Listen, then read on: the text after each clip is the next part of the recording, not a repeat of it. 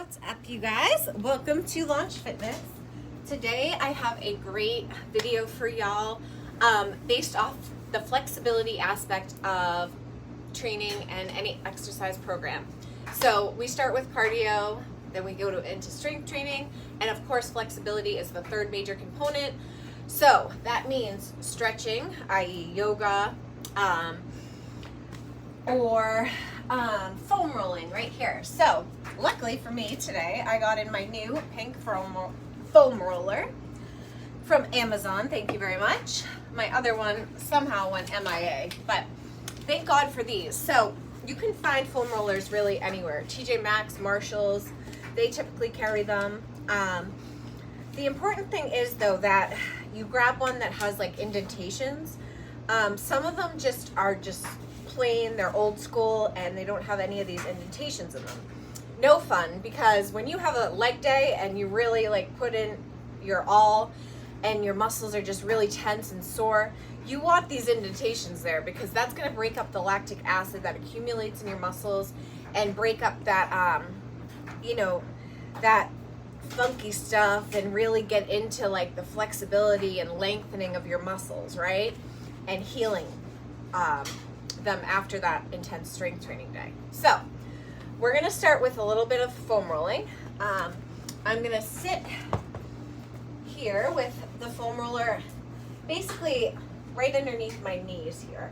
So I'm going to get into the calves. I'm going to just place my hands underneath me just to carry my weight as I lift and kind of roll into the back of my knees here. Even getting into my gastrocnemius or my calf muscles here. I don't know about y'all, but I don't really typically get into the calves too much when I'm training, so we'll just give them a little bit of love here. The back of the knees are very important though too, because if you're a runner, like sometimes they carry a lot of tension there. All right, so now getting into the juicy stuff. So hamstrings, I'm going to do one at a time. It's a big muscle, so one leg at a time. And some foam rollers are bigger than others. So like if you have a big foam roller, feel free to do both at the same time. This one's a little bit short, so I'm going to just do one leg at a time. So getting into the hamstrings here. And if I feel any like trigger point or anything that feels like really juicy I want to get into, I'm going to hold it, of course, and then sink into it a little bit more. You don't want anything that causes pain. So no pain, right? No pain, no gain. We're not going for that. So if it causes you pain, lean away from it. If it's that good pain that like it's going to come out, like it's a trigger point, go for it and hold. Try to sink your whole body into it because it feels amazing once it releases. All right, so going on to the opposite side now. Muscle balance. We're all about muscle balance, right? So really getting into both the adductors and the abductors. I'm going to show you a little bit something different for the abductors, however, because we're going to position them a little bit differently. All right, so let's get into the glute muscles now. So we have our gluteus medius, our gluteus maximus, and God, do we squat, right? Us gals, we squat, we deadlift, we do all this crazy stuff, right? So I'm going to sit on it here. So with exercise programming, we're all about kinesthetic awareness and joint mobility and stability, right? So we want to make sure that we're staying on our glute muscles here. We're not getting into the lumbar spine at all here, because we do not want to get into any of your spinal alignment at all. We're just doing the butt muscles now. So gluteus medius, gluteus maximus, and even getting into the piriformis muscle, which is a deep gluteal muscle that your sciatic nerve runs through. So if you have sciatica or any nerve pain that runs down your leg, also known as sciatica, and you also have pain that's like a really deep twinging pain in one of your glutes, that could be your piriformis muscle. You could have piriformis syndrome, I was diagnosed with that in about 2017. So this feels really good. I'm getting like pushing into the outside, and it's deep in the glute muscle. So I'm going to kind of sit into it a little bit. Wait for that all to break up. And then roll into it one more time.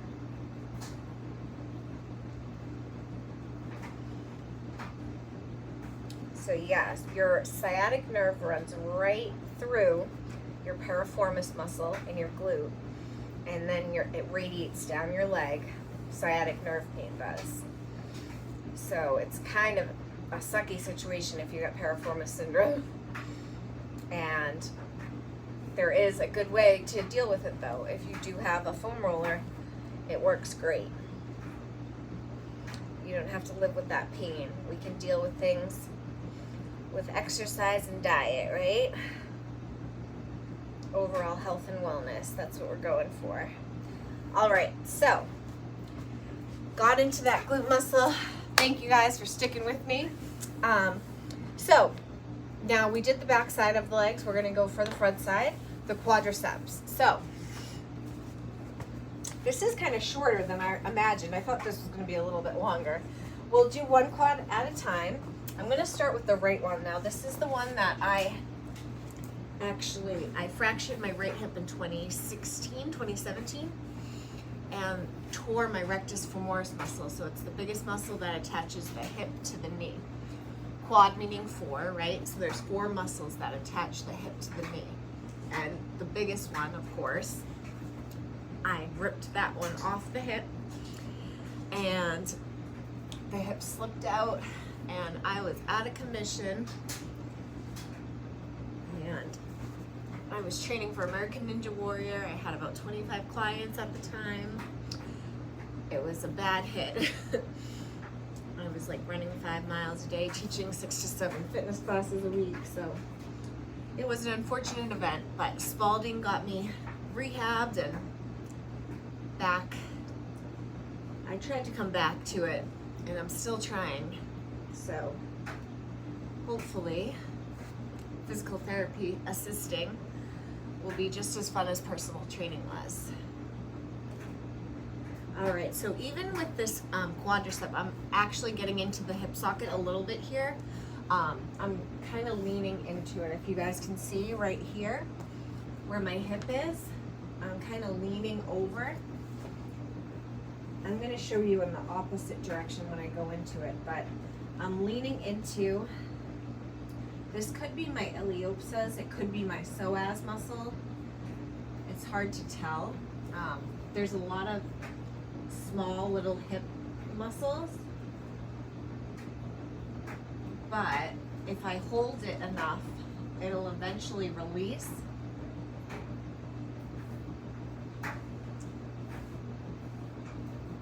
I'm just trying to roll into it. It's like a trigger point. So again, when you find a trigger point that feels like really good, lean into it.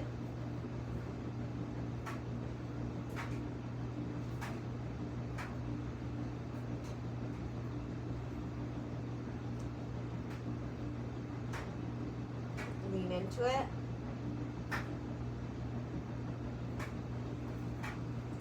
And roll it out. Ooh. That felt like it was the rectus femoris muscle plus maybe my psoas muscle and my iliopsoas. If you guys don't know what those muscles are, those are just muscles that encompass like your hip girdle. You have your psoas, your iliopsoas, so you have your hip abductors and adductors. The abductors move your legs away from the body, and the adductors move your legs close towards the midline of the body. So going for the left side, the quads. So this side never gave me really any issues. Everything's pretty smooth on this side with the quad. But I'm going to show you a little bit how to get into the hip here. So we're going to get into those hip abductor muscles. And in order to do that, what I do is I kind of lean over here on my side, I cross one leg over, and so I'm kind of also, it's kind of in the front and towards the midline. And once you find it, you'll know it, that you're really getting those hip muscles.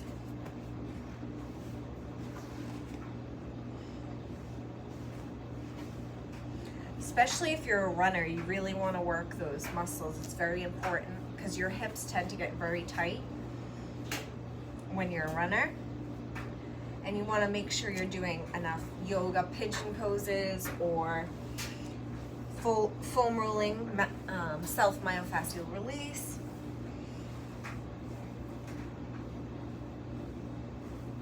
All right, cool. So we got the front of the legs, we got the back of the legs. Now I'm just gonna do real quick both of them together.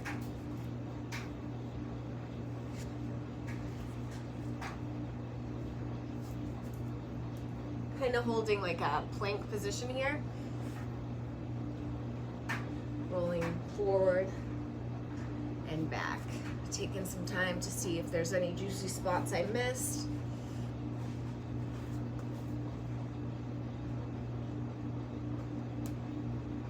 If you see my reaction or my like feet go up, that's probably a juicy spot. Let's see.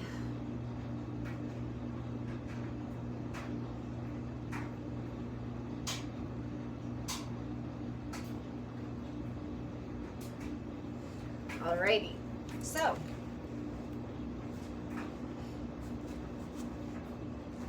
cool. Alright, I'm just doing some tuck and rolls here. This is just a fun thing for me to do. Okay, when I'm bored. So, grabbing your foam roller, moving on. So, your cervical spine or your neck, very simple. You're placing your foam roller horizontally and placing your cervical spine or your neck right on the foam roller here. Your knees are bent, so as you were doing like a glute bridge or something, right? Palms are face down, and all you're doing here is small little movements, maybe right to left, maybe a tiny forward and back, but really not a lot of range of motion here. You're just kind of getting, if you want to, those little indentations in the foam roller. If you have any like juicy spots you want to like lean into for a second. Maybe you slept on your neck a little weird and you have a little off spot today. You can lean into that. Should feel nice. But nothing really major we're doing with our spinal alignment. So years ago, when I obtained my certification, there was supposed to be no manipulation of the spine. Everything could be done through exercise. Chiropractors were a no, no, no. We were not supposed to refer anyone to them. We were not supposed to believe in them. And then all of a sudden, they had to obtain their doctorate degree. So when they had to obtain their doctorate, we looked at them a little differently, right? It's a lot of schooling. That's a lot of education. They must know a little something, right? So we still stuck with the manipulation of the spine being a bad thing, and that we think we can still fix everything through exercise. However, if someone is seeing a chiropractor nowadays and they do have a doctorate degree and they are using manipulation of the spine tactics, then hey, roll with it if it's working for them. And this chiropractor has a proper educational doctorate background, go for it. I would first see my physical therapist, who now, as of a few years ago, also needs to get a doctorate degree, and see what they have to say, because for many years, there was no manipulation of the spine. Everything could be fixed through exercise, right? So again, kinesthetic awareness, joint mobility and stability. Let's move down the spine. So we're gonna move this vertical now, and we're gonna let our lumbar spine kind of just hang and our hips, as our thoracic spine is just settled here in the middle. you have your right and your left shoulder blades off to one side. Palms are down flat. And there's no, little or no movement here, okay? Because we do not believe in the manipulation of the spine, right? We just want to make things straight. So, unless you have, what's the postural deviation I'm thinking of? Unless you have or been diagnosed with not sway back, scoliosis, then any type of postural deviation you have can be fixed through fundamental functional training exercises. So if you are diagnosed with scoliosis, okay, we will work with you and we can definitely enhance your quality of life and make things a little bit easier for you, teaching you some exercises to stick with. And if you stick with them, you should have a great quality of life. I mean, you still are technically diagnosed with scoliosis, and that is a structural diagnosis, meaning we can't fix that. That is just something that, unfortunately, without exercise, you are just diagnosed with. That's how your spine is aligned, and that's how it is. All other things, like kyphosis or lordosis, those are diagnoses of postural deviations that are fixable with exercise. So if you have like kyphotic or lordotic posture, we're going to address it with different fundamental functional training exercises like bird dogs and glute bridges, and making sure form is never compromised. Some cat-cows. You're always going to make sure that your form is a-okay, because if you're already in kyphotic posture and your shoulders are curved forward, we're going to make sure we're strengthening that upper back to bring those shoulders back, and we're working on flexibility of the front so that you're not hunched over. We're going to do some opening of the chest muscles, right? And then strengthening of the back to bring you from here to here, correct? All about muscle balance and muscle alignment, okay? So I'm going to come out of this right here.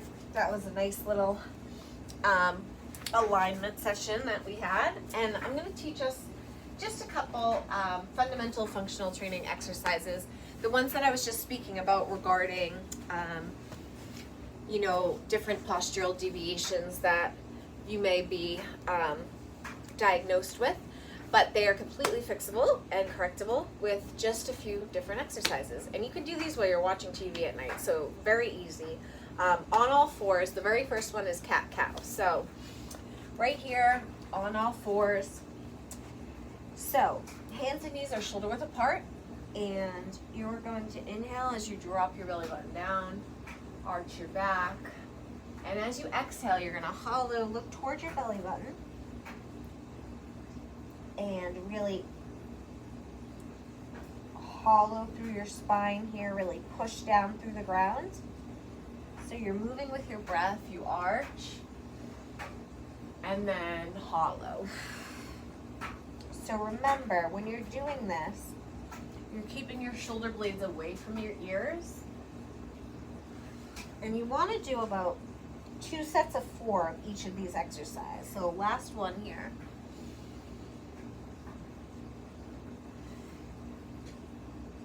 Okay, so remember this one. This is fundamental functional training exercise 1, cat-cow. Exercise 2, we're going to do bird dog. So we're on all fours. Once again, hands and knees shoulder width apart, and we're extending our left arm and our right leg. So like someone's pulling you forward and pulling you back simultaneously as you suck up through your midsection. And you're going to hold it for 3, 2, and 1. Lower. Extend opposite arm, opposite leg. Sucking up through that midsection, and you're holding for 5, for 4, for 3, 2, and 1. Good. Extending opposite arm, opposite leg. Sucking up through that midsection. and lower. You want to hold it for about 10 seconds, okay? Really engaging that core.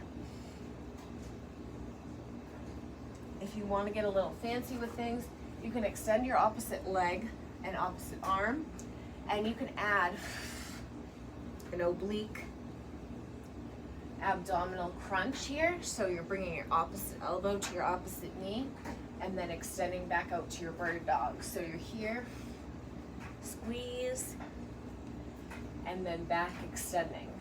So squeeze, extend, one more, bring it home, extend,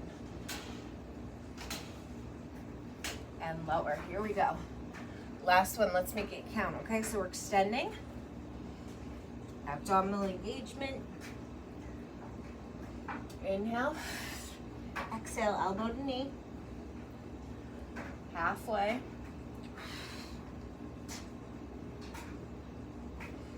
one more, here we go.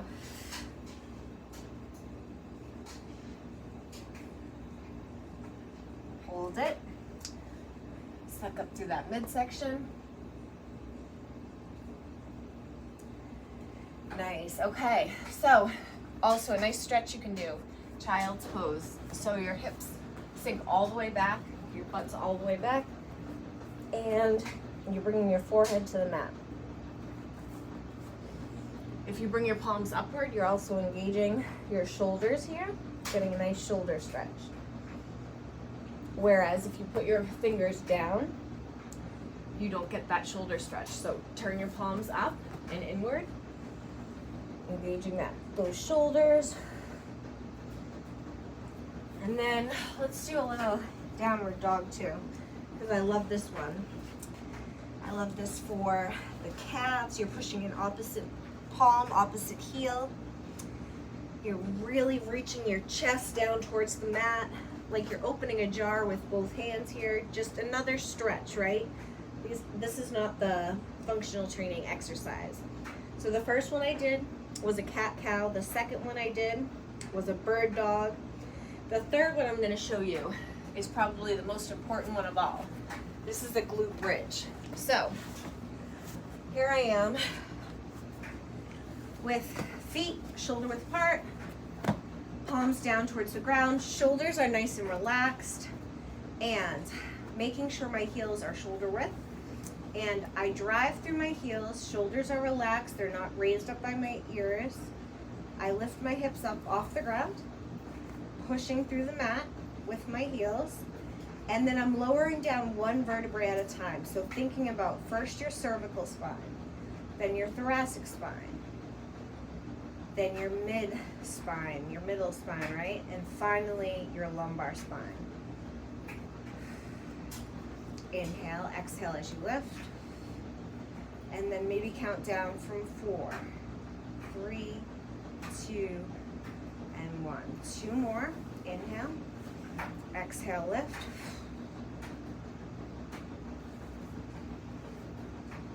4, 3, 2, and 1. Nice job. So the last one here. Palms are down. Inhale, exhale, we lift. Now on this last one, I'm going to try to grasp my hands underneath for just like a nice chest stretch here. I'm going to try to reach my hands so they are trying to reach towards my feet. Really getting a nice chest opener here. So if you have kyphosis or kyphotic posture, this would be a good stretch and exercise for you to do as well.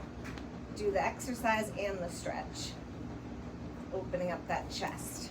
And when you're ready, just roll those shoulders out from underneath you and count back down. 4, 3, 2, and 1. Tuck your knees in, rock side to side, forward and back. Finally, back up. All right, so there you guys have it. There's 3 fundamental functional training exercises you can do alongside my favorite thing ever, my pink foam roller flex that I just got from Amazon today. I love, love, love. super excited about this. So I haven't made a video in a very long time. I appreciate you guys very much. If you do like this video, please hit subscribe, and I'd love to hear back from you. Thanks so much for visiting Launch Fitness, and I'll see you again soon. Peace out.